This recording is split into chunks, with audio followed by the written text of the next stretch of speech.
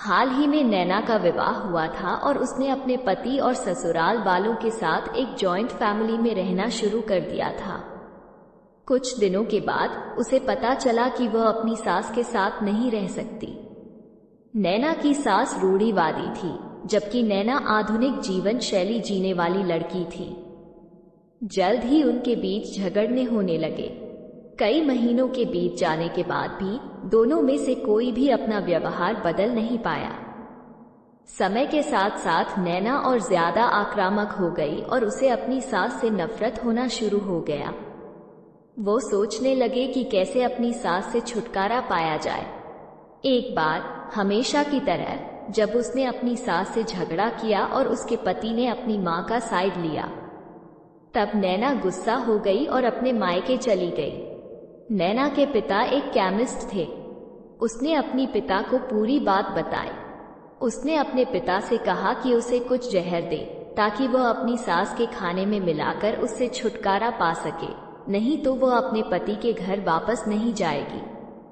नैना के पिता को ये सब जानकर काफी दुख हुआ और उन्होंने अपनी बेटी से कहा, अगर तुम अपनी सास को जहर देती हो तो तुम और मैं दोनों जेल जाएंगे।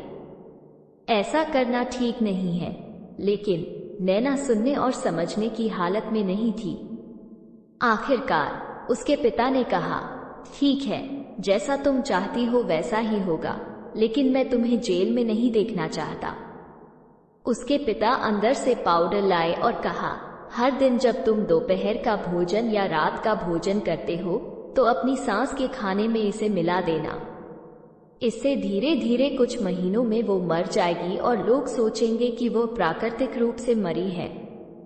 उन्होंने ये भी कहा, क्योंकि किसी को भी तुम पर शक नहीं होना चाहिए, इसलिए आज से तुम अपनी सास के साथ नहीं लड़ोगी, बल्कि तुम उनकी देखभाल करोगी, भले ही वो कुछ भी कहे।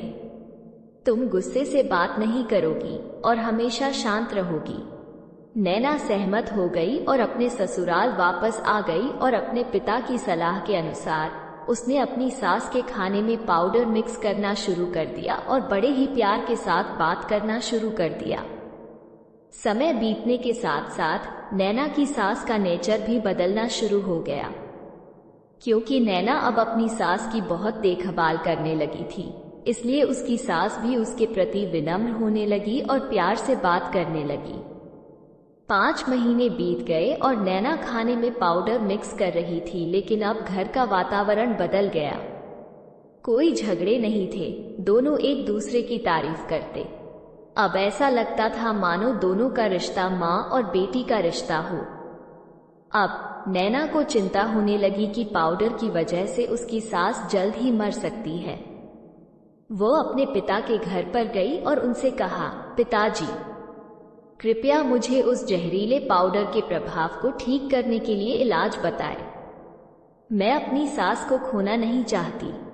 वो मेरी माँ की तरह है और मैं उससे अब बहुत प्यार करती हूँ। उसके पिता मुस्कुराए और कहा, कौन सा जहर? मैंने तुम्हें बस एक स्वीटनर दिया था। नैना हैरान थी और उसने अपने पिता से पूछा कि उन्होंने ऐसा क्यों किया। पिता ने कहा, बेटा, अगर तुम किसी दूसरे इंसान से प्यार चाहते हो तो तुम्हें भी उसे प्यार देना होगा। रिश्ते एक गाड़ी की तरह होते हैं और हम उन पर लगे पहियों की तरह। जब तक सभी पहिए ठीक से आगे नहीं बढ़ेंगे तब तक गाड़ी ठीक से नहीं चल सकती। इसी बात का एहसास दिलाने के लिए मैंने ऐसा किया और तुम्हें अपनी सास के प्रति नम्र रहने को कहा। तुम्हारी अच्छाई देखकर उन्होंने भी अपने आप को बदला और तुम्हें समझना शुरू किया। तुम दोनों ने एक दूसरे के लिए अपने आप को बदला। यही कारण है कि तुम अपनी सास के लिए आज मेरे पास भागते हुए आई हो।